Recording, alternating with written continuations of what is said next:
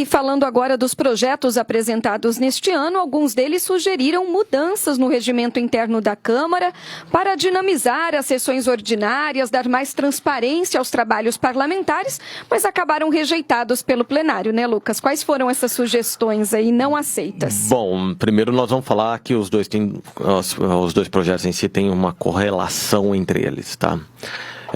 Eu tenho tido uma pauta da política municipal, para as pessoas olharem, porque hoje o assunto política é comentado, os jovens gostam de política, canais de YouTube bombam com assunto política, e livros sobre política vendem muito, então isso é muito bom e isso aí deve ser aprimorado. Mas uma parte dessa maturidade do entendimento político do cidadão está na política local.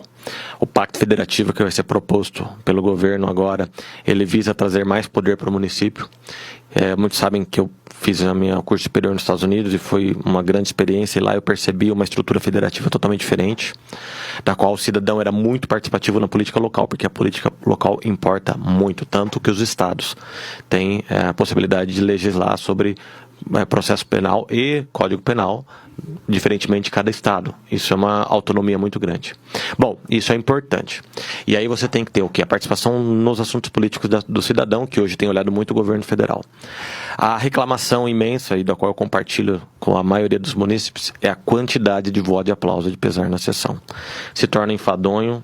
A pessoa é merecida, ela merece, tá? A meritocracia na maioria dos que recebem. Algumas proposições são até ilegais, porque o regimento não permite que você dê voto de aplauso a servidor ou instituição pública no devido função pelo exercício da sua função. Então a gente tem percebido muito aqui esse tipo de voto de aplauso, e eu me preocupo muito porque não é cara a estrutura, não é barata a estrutura dessa casa, para ela passar o tempo que passa dando votos aqui, fazendo uma premiação. Então isso vem incomodando muito o munícipe. E nós temos certeza que nós estamos aqui para podermos representar a população. Então há uma crise de representatividade também no município. E aí, olhando-se, que eu gosto muito de uma frase que eu ouvi, me disseram que é de Aristóteles, eu não tenho certeza, mas fala que o princípio da sabedoria é o significado das palavras. Então vamos olhar assim, qual que é o significado e a razão do vereador. Primeiro de tudo é fiscalizar. O vereador primeiro fiscaliza, depois legisla, depois assessora, depois dá voto, é secundário, questão de voto de aplauso. Mas fiscalizar é a primeira. E aí a questão nós temos o requerimento de informação, que é um instrumento nosso oficial de informações para a prefeitura. Esse instrumento ele é tão forte que, caso não haja resposta do executivo, em 15 dias pode incorrer em improbidade administrativa, justamente ou simplesmente por não responder. E aí eu percebo que o quê? Há uma como eu poderia chamar? Uma anomalia na sessão. Acho que não tem outra palavra a não ser anomalia. Onde o requerimento ele tem que ser lido para poder ser encaminhado. Eu acho que não haveria razão de ser votado, porque é a nossa função, não preciso votar no plenário um questionamento que eu vou fazer ao executivo. Isso dá manobra para a bancada derrubar um requerimento de informação. E também o requerimento vai... detalhe, tá? Dependendo do volume, que não poucas vezes é grande, voto aplauso, voto de pesar, não lê os requerimentos. Simplesmente joga para outra sessão ou vota-se em globo. Que é um absurdo. Bom, mas isso também não é um absurdo tão grande quanto é o quê? As respostas vêm e não são lidas em plenário. Mas como eu fui acusado de que isso vai tumultuar a sessão. Bom, a ideia é essa.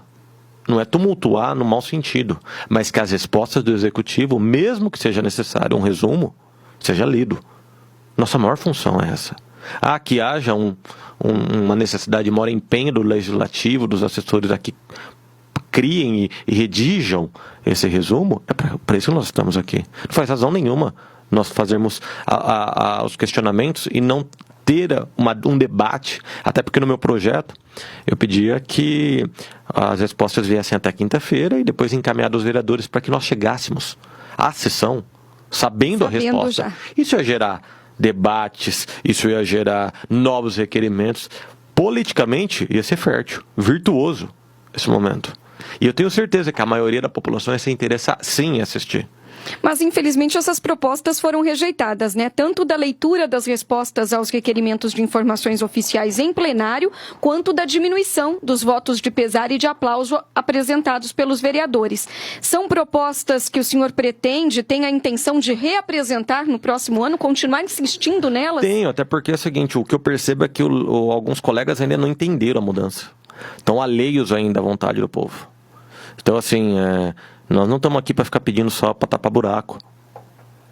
Até porque, pode ter certeza do que eu vou te falar, o Secretaria de Mobilidade Urbana tem um mapa para fazer isso, ela sabe melhor do que nós onde tem buraco. Nós exercemos a nossa função de mandar indicação, um ofício, mas não se preocupem que eles têm pessoas muito qualificadas lá e técnicas que só fazem isso. Então, o que eu percebo é a nossa função real, primordial, primária, necessária, fundamental, que é fiscalizar.